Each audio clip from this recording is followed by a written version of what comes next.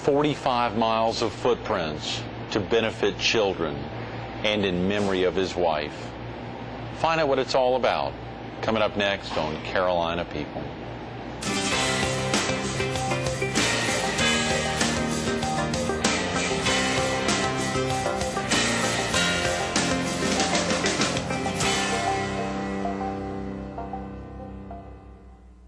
Good morning. Welcome to Carolina People. This morning we're at the family-owned and operated Ace Hardware here on Kings Highway between 76th and 79th Avenues North in Myrtle Beach.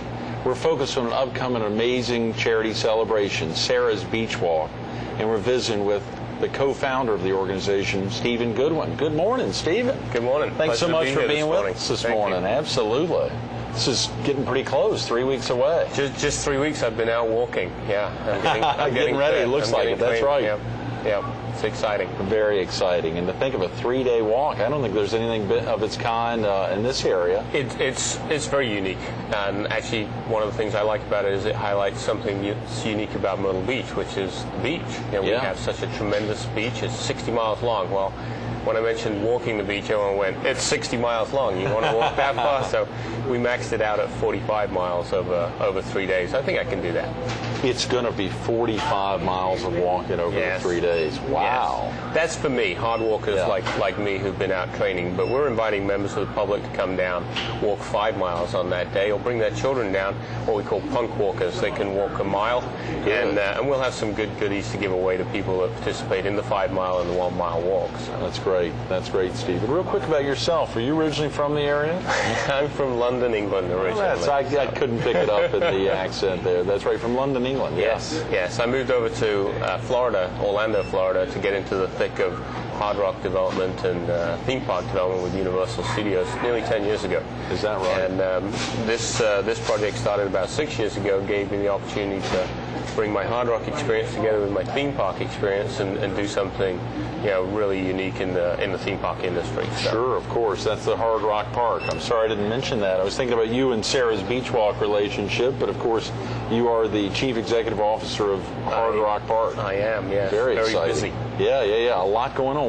This thing's actually going to open in 7-8 months? We'll be open in May in May of 08. Yeah. We're planning a grand opening event a little bit later in the spring, but we'll start. You'll start to see some roller coaster action towards the end of this year, early next year, as we test everything that we've got out there on the park. So just having that roller coaster go up along the road has brought a lot of people into the backstage tour to check out what we're doing. I bet it has, absolutely. For our viewers who may need to get off to work now or to get family out of the house, is there a good, of course, if they wanted to visit a website to learn about Sarah's Beach Walk? They can go to sarahsbeachwalk.com. Okay. Absolutely. Great. sarahsbeachwalk.com. And the 236-7625 is a good phone number for someone to call. 236-ROCK. That's Hard Rock's number. Yeah, that's right. And of course, the park has a website as well. Yes, hardrockpark.com. There's a lot of information on there. It tells you what we've got in the park. Right. And if you want more information, come on down to the backstage tour. We've got about a 98% approval rating. People love it. Is that right? Oh, great. Love it. For our viewers in the PD in southeastern North Carolina who may not have yet heard about the Backstage Tour or know exactly what you're talking about, what's the Backstage Tour? The Backstage Tour is our version of a preview center. Everyone likes to show off what they're doing. Well, we decided to create something very interactive, very kid-friendly. Right. We've had a lot of children through all over the summer. Hope to this weekend, Labor Day weekend. Yeah, of course. Finish the season with a bang with lots of kids out there. And you can come and see what we're doing in the park, but more importantly, you can have a fun time. You can actually play with some of the interactive exhibits, walk through our amazing spinning tunnel that takes you back in time to swinging 60s London.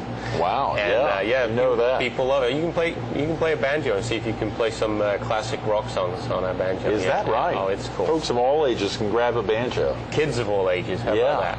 I like it. Good answer. Good answer. Well, and easy to find for viewers who may not, our viewers in the PD who'd be coming down to visit the Hard Rock Park. Is it easy to find? Absolutely. And any 501 and George Bishop, just before you cross the Intracoastal Waterway into Myrtle Beach, look to the right, you'll see the giant Led Zeppelin, the ride roller coaster. This 1.2 million pounds of steel. Wow. Yeah, that's a lot of lifting. Just right in front of the roller coaster is the Backstage Tour and the Hard Rock site, which you can see under construction. So if they're coming down from Florence, they'd want to get off at what exit to be able to get over to the park? You can come off right at the Fantasy Harbor exit. Okay, and great. Right in front of easy to Hard find. Rock. Yeah. Very easy to find. That's wonderful. Well, of course, Sarah's Beach Walk's a little different tie-in. Yes. Give us the background of Sarah's Beach Walk. Well, it's named after my wife who passed away last year, and I was flying into Myrtle Beach one day. I wanted to do a charity event just for myself, really, and thought, why don't I walk the length of the Grand Strand and really challenge myself to do something unique? Because I'm not an early riser.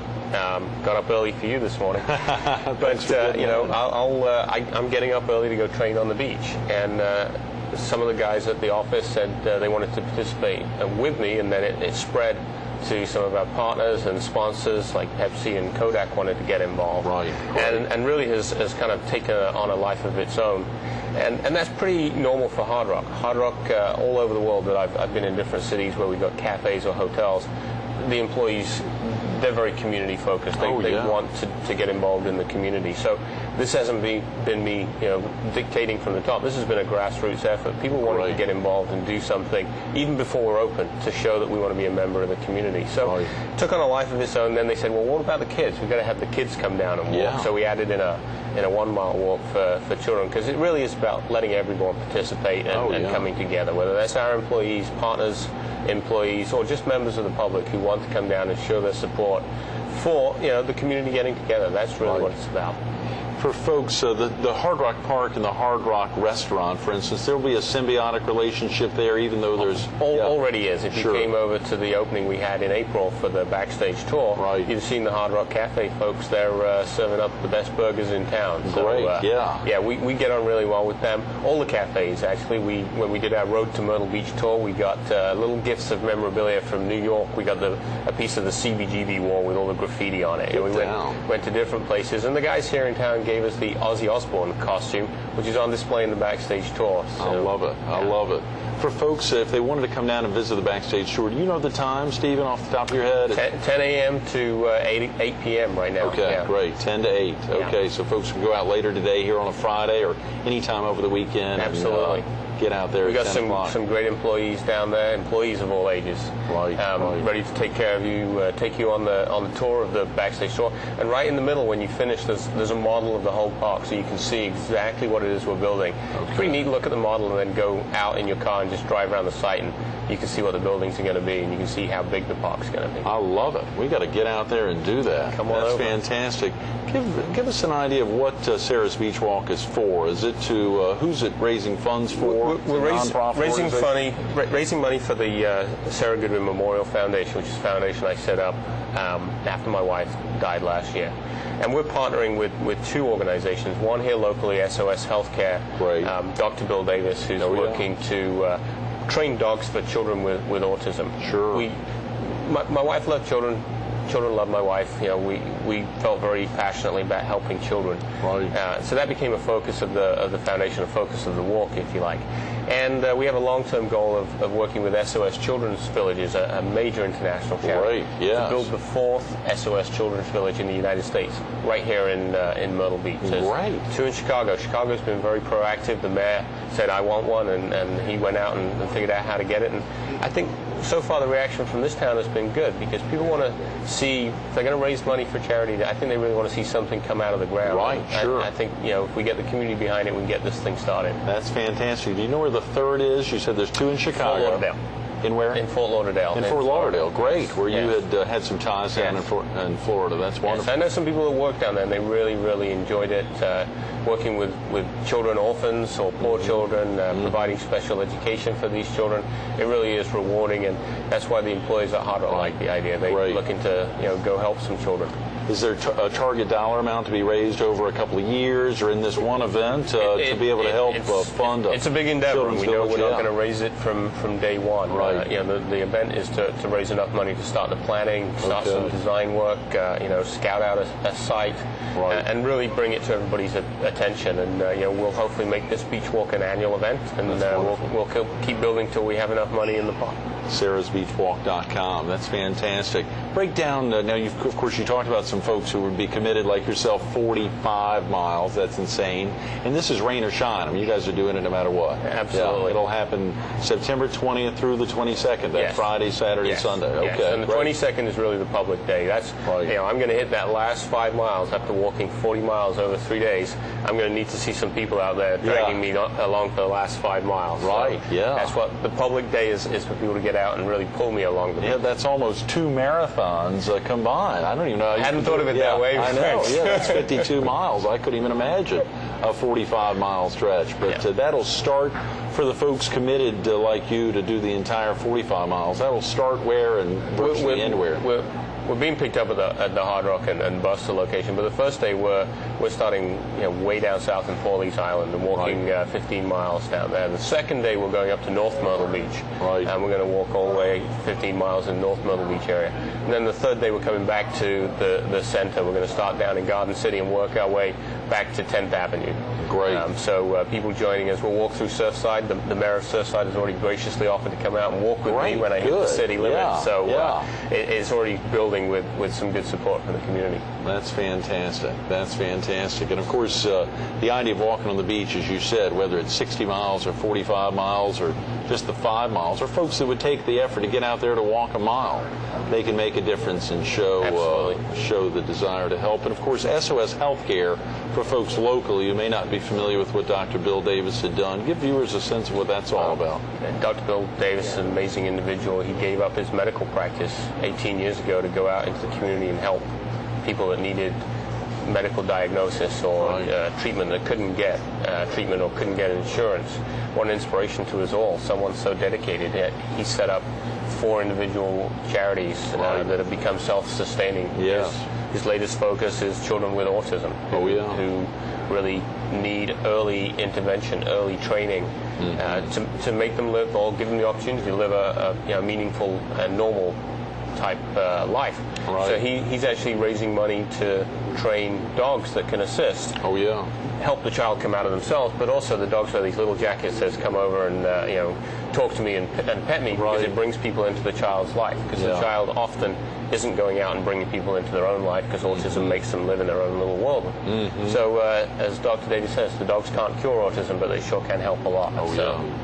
He is working hard on that behalf, along with all the other folks who are supporting the fight against autism or to help strengthen the kids locally. Yeah, but he's working with a couple of national charities on that as well. So. How about the Children's Village? For someone who hadn't been to the ones there in Chicago, have you visited one of the 3? I have my trip planned. Actually, we've got the chief executive officer of the Children's Village USA coming down to participate in the work, so we're excited about that. I got my trip to Chicago planned to go up and have a look at that.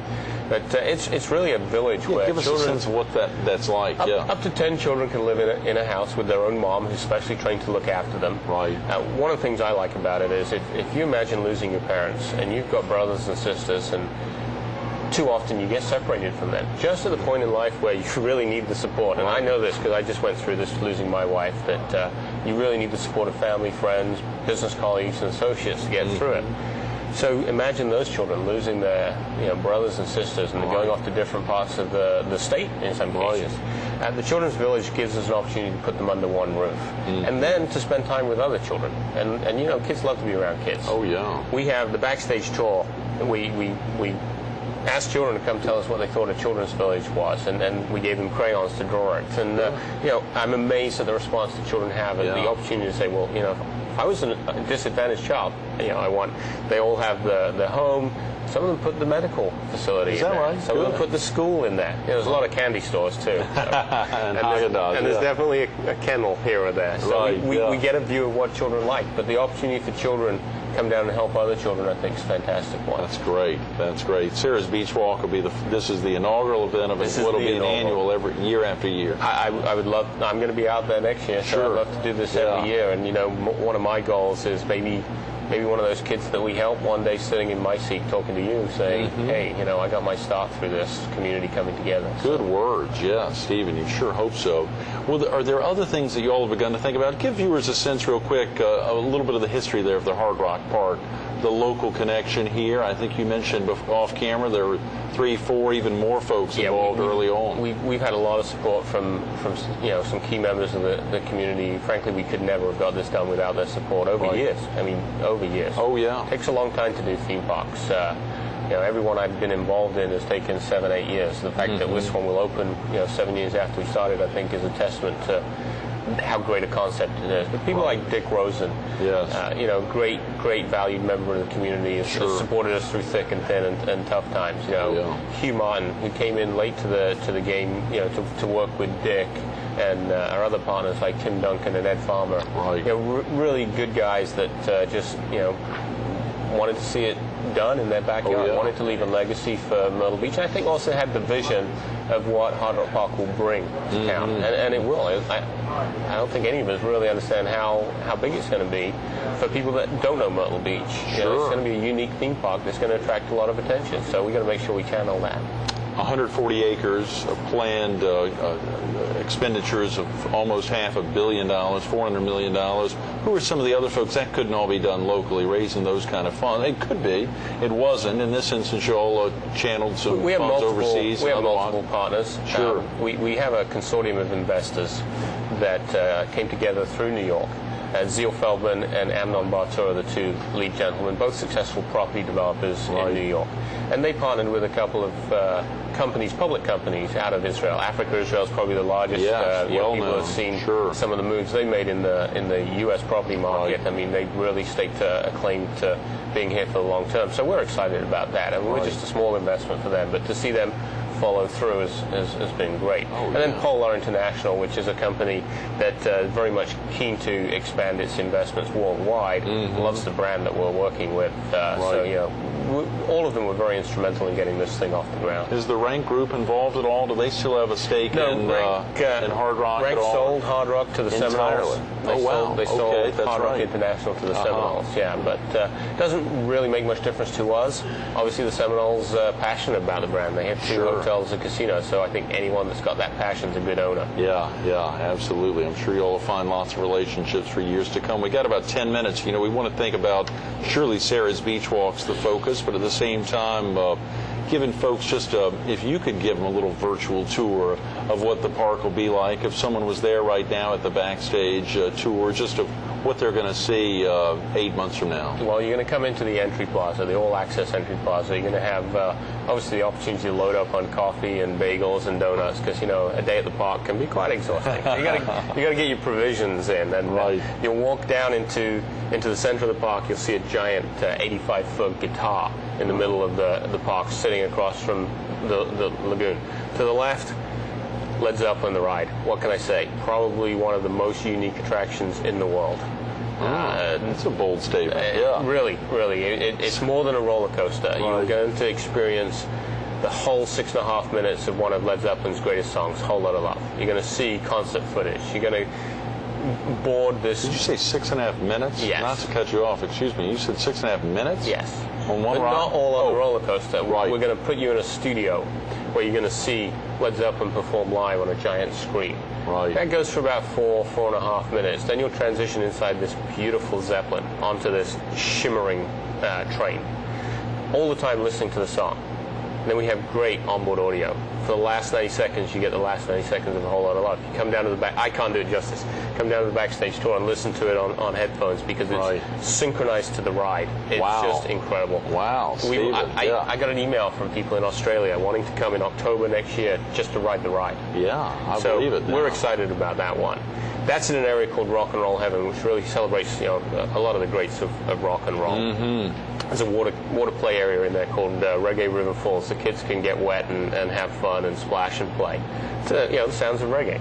We got a whole area then called British Invasion, which celebrates that cool factor of the swinging 60s London. We have a ride in there called Maximum RPM, where you'll get in a cool British sports car, take it for a test drive.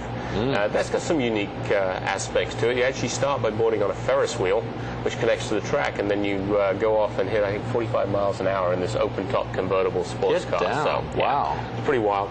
We have a dark ride in there.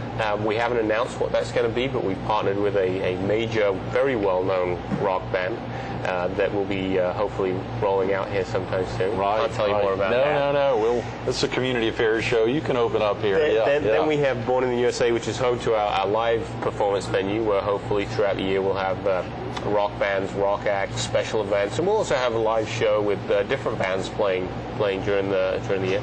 Also, we got Shake, Rattle, and Roller Coaster. Great for the kids. It's that first ride that kids want to take on their roller coaster. Great. So if you've got young kids and you want to take them on a roller coaster, you can sit next to them. Yeah. Perfectly safe. But what a thrill for the kids. Really excited about that one. So then we have Cool Country. We're in the South. We had to celebrate our Southern roots. Yeah, so sure. A mix of new country and Southern rock. We've got Midnight Rider, which is a mine train ride through an abandoned Appalachian lumber mill. It's pretty creepy and too. There's enough acreage out there to support all that. We got plenty to do. So we got some great shows, really good shows. We got Country on the Rocks for those people who want to get in and out of the sun, go into the ice show, and see these guys dance on ice with pyrotechnics and smoke, doing acrobatics. It's really wild, really wild. Mm-hmm. Sounds like you could go on forever. I can. Great. Yeah. You only told me I had 10 minutes. I know. We got a couple of more. Please, anything else that really sticks out in your mind? Is there something you're dying to get on when everyone else is getting on it? Not early necessarily, but just in the throes of everyone else. I'm so excited about everything that we're doing out there. Yeah. One of the things I will say is we really did focus on creating a family experience. Good. Quite often people go to a theme park and then the teenagers disappear off to go do the fast rides, and the little kids want to play in the play areas, and the grandparents want to sit down and have a cup of coffee somewhere quiet. Sure. Well, we've created all of those. So we have some quiet tribute areas where the music's a little quieter. You can sit down and chill, and you can see the kids play. Right. But you can really spend the whole day walking around the park together rather than separating it. See you back here in 5 hours' time. Because this is such a strong family market, we wanted to be able to take everybody around the park together as a family, because for us, shared experiences are the ones we really remember at the end of the day. So. And of course, this is not new to you, Stephen. You've had experience quite a bit with theme parks. Yeah, I've been always involved in development and the financing of parks. I was there from the beginning of Islands of Adventure and the whole expansion of Universal Resort in Florida, and worked on development of Universal Studios in Osaka, Japan as well. So I've seen the best in the industry do it. Sure. We're just copying from them, taking their good ideas and making them better. Absolutely. Great. Good. Absolutely. Of course, a lot of folks ask, and I'm sure you've heard that question from local reporters and local residents. If there is that local, of course, there is a local tie-in.